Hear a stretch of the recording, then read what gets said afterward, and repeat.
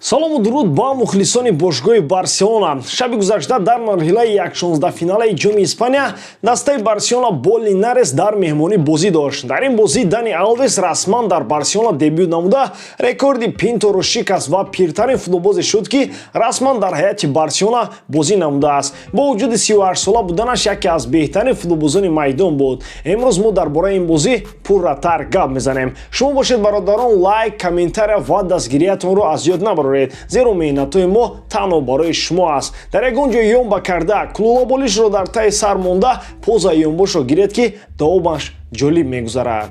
дӯстон, танаффуси зимистона ба анҷом расид. Моро бошад тоб рақобатҳо интизоранд. Дар Кубоки Англия Арсенал дар майдони худ Ливерпулро пешвоз мегирад.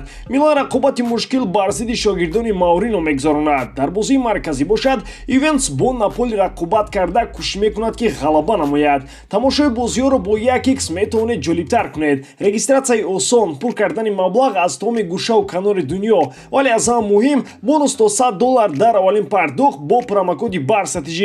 Ссилкаи бозӣ дар комментария. Ба ҳама муваффақият.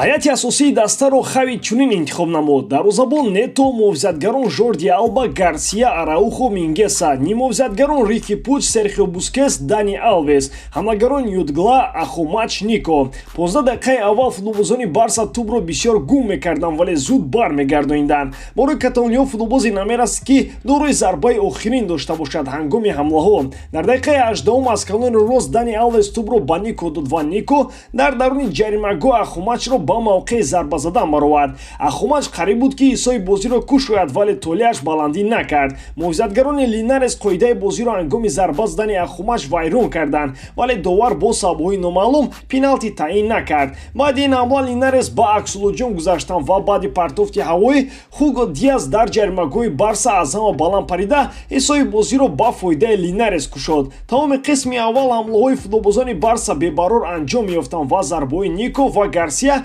дар охири бозӣ дақиқ набуданд, ки исои бозиро баробар сӯзанд ва бо ҳамин қисми аввал ба анҷом расид.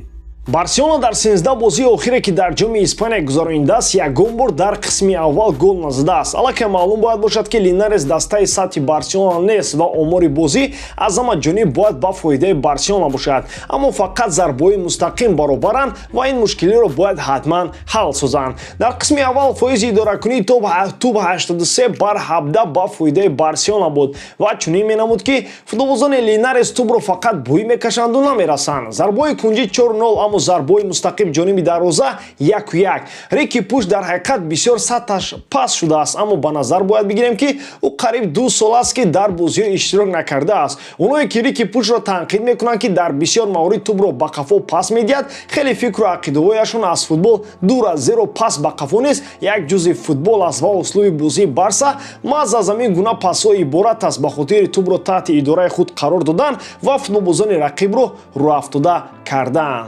дар қисми дуюм хави 1-1 бора се футболбози ҳайати асосиро иваз кард ва ба майдон ба ҷои Ахомач, Араухо, Рики Пуч, Усман Дембеле, Жерар Пике ва Френки де Йонг вориди майдон шуданд. дар дақиқаи 63 Мингеса тӯбро ба Дембеле равон кард ва Усмон бо суръат аз канори рост ба марказ гузашта берун аз ҷаримагоҳ зарба зада ҳисобро 1-1 кард. баъди ин бозингарони Барса аз чанд ҳолати гол задан истифода карда натавонистанд ва билохира Ферран Юдгла аз канори чап суръат гирифта дар ҷаримагоҳ нафарро фиреб доду бо зарбаи дақиқаш исои бозиро 1-2 ба фоидаи Каталониё намуд. Усман Дембеле дар дақиқаи 78 ду нафарро фиреб дода зарбаи бераҳмона зад, аммо тӯб ба стуни дарвоза бархӯрд. зарбаи Юдгла ҳам баъди паси Алба вориди дарвоза нагашт ва бо ҳамин бозӣ хотима ёфт.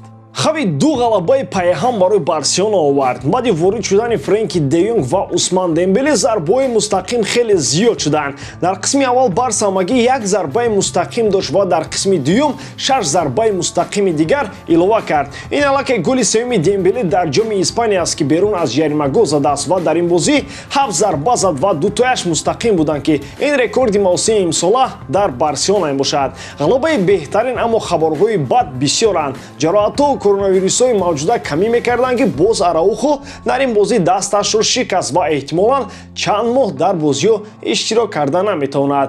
Френки де Йонг ҳам зонааш лад бардоштааст ва ҳоло маълум нест, ки кай барқарор мегардад. Бадбахтона бозиҳои навбатӣ бо Гранада дар меҳмонӣ аст ва баъдан барои суперҷом бо Реал Мадрид. Ғалаба дӯстон ба ҳамаи шумо муборак ва акнун бозиҳои навбатиро интизор мешавем. дар ҳама ҳолат Барселонаро дӯст доред ва канали Барсатиҷиро дастгирӣ кунед. Дастгирии шумо пешравии мо. Бо шумо мисли ҳар вақта Муҳаммад Гаиров. Хай дӯстон, дар паноҳи Аллоҳ.